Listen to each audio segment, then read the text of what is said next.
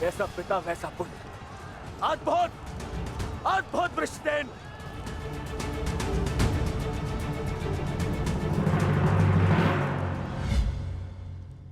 सर्वतोभद्र व्यूह के विषय में जानते हो?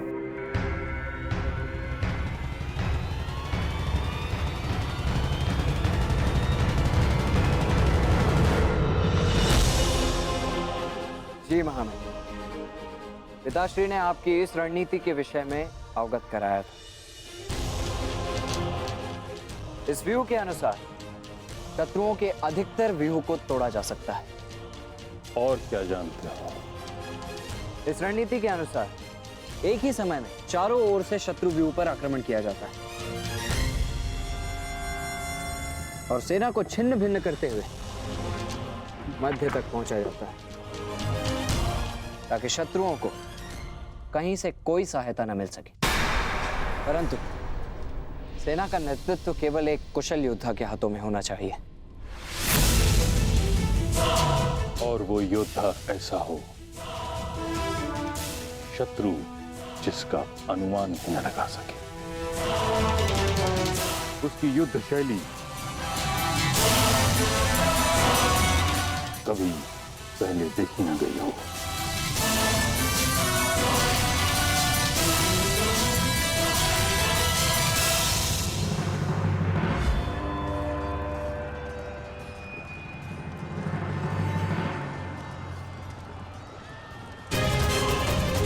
आक्रमण करो वत्स।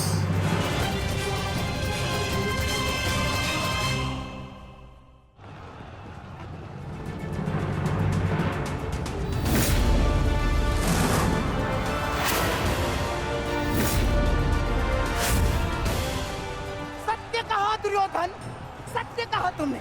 जैसा पिता वैसा पुत्र वृषसेन। अद्भुत योद्धा है वृषसेन। कर्ण नहीं है तो क्या हुआ, वृषसेन है ना हमारे पास। वृषसेन लड़ो।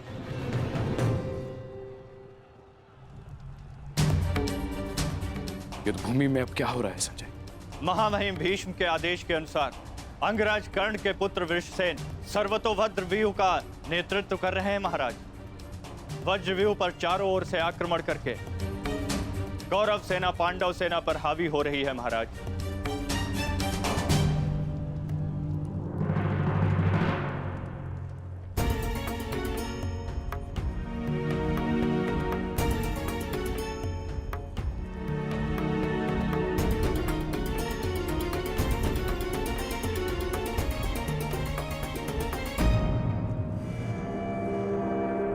जब तक मैं युद्ध भूमि में हूं तब तक कर्ण युद्ध भूमि से दूर रहेगा।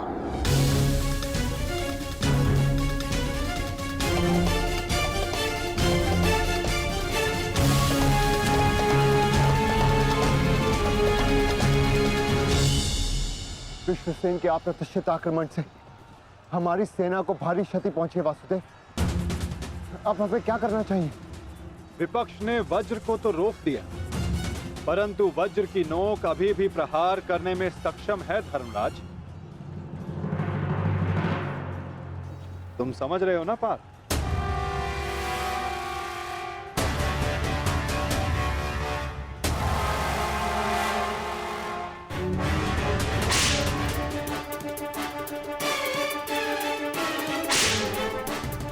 ये क्या कर रहा है?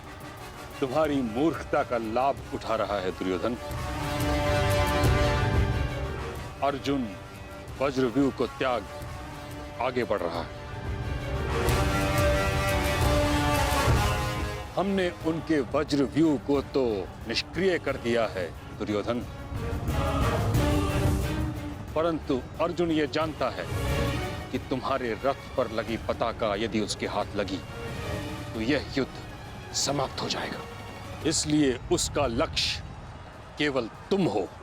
वो सब छोड़िए पितामह, अर्जुन को रोकने का उपाय सोचिए। इसका उपाय है मेरे पास।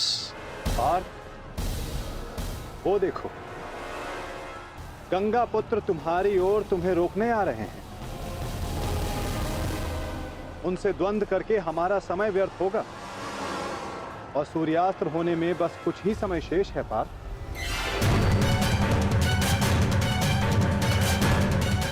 गंगा पुत्र का तुम्हारे मार्ग से हटना आवश्यक है।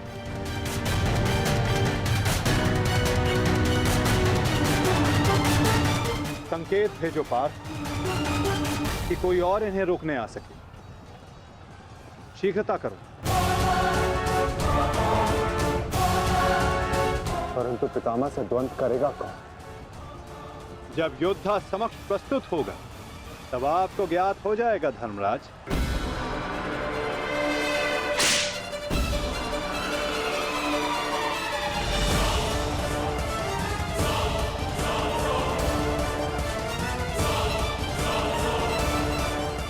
यह अर्जुन नहीं तो कौन है?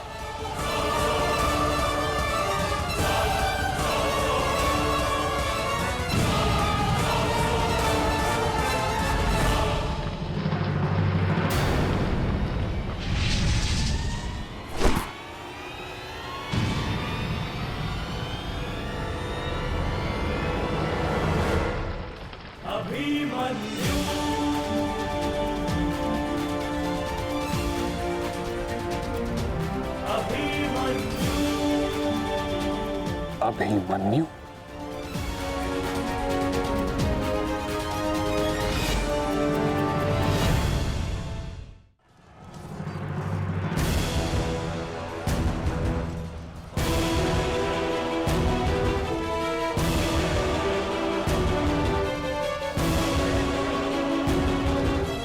प्रणिपात प्रपितामह। कल्याण हो पुत्र।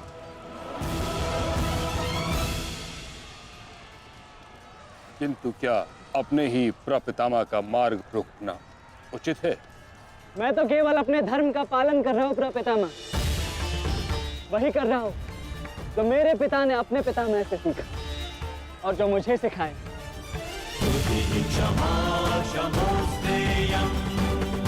उचित कहा पुत्र। यह युद्ध ही ऐसा है, यह भूमि ही ऐसी है। यहाँ द्वंद्व के पालन हेतु अपनों के साथ ही द्वंद्व करना पड़ रहा है।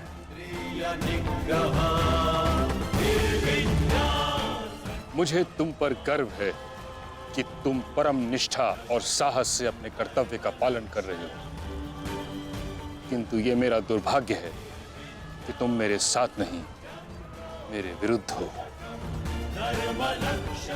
और इसी कारण आपके प्रहार को रोकना मेरा कर्तव्य बन जाता है प्रपितामह। पुत्री उत्तरा, मैं तुम्हें वचन देता हूं कि जब तक रणभूमि में ये गंगा पुत्र खड़ा रहेगा तब तक तुम्हारा सौभाग्य और तुम्हारा सुहाग दोनों पर कोई आंच नहीं आएगी।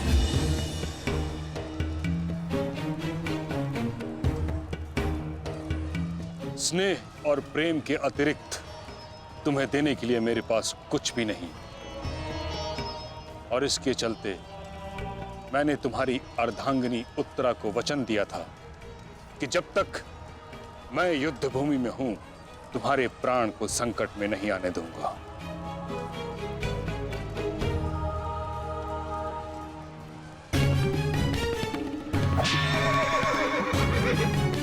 ये क्या कह रहे हैं पितामह? ये युद्ध है और ये हमारा शत्रु। इसकी रक्षा नहीं करनी है, आपको इसका वध करना है। मुझे भली भांति स्मरण है दुर्योधन कि मुझे क्या करना है और क्या नहीं। तुम्हारी ओर से युद्ध करना मेरा कर्तव्य है, परंतु किसका वध करना है और किसका नहीं, यह मेरा निजी अधिकार है। पितामह, यदि आप इसी प्रकार पांडवों के मोह और वचनों से बंधे रहेंगे तो हम ये युद्ध हार जाएंगे पितामह। और यदि ऐसा हुआ तो उसके दोषी केवल आप और आपके ये वचन होंगे। मेरे सामने से चले जाओ पुत्र। क्षमा कीजिए पितामह। जिस प्रकार मेरे प्रति आपका प्रेम भाव आपको मुझ पर आक्रमण करने से रोक रहा है, उसी प्रकार मेरे परिवार के प्रति ये मेरा कर्तव्य है कि मैं आपको आगे बढ़ने ना दूं। मैं तुमको क्षति नहीं पहुंचा सकता पुत्र, परंतु इसका अर्थ ये नहीं कि मैं आगे नहीं बढ़ सकता। सारथी, साधु पुत्र, किंतु अगली बार मत चूकना। प्रपितामह, या तो द्वंद्व कीजिए या समर्पण कीजिए।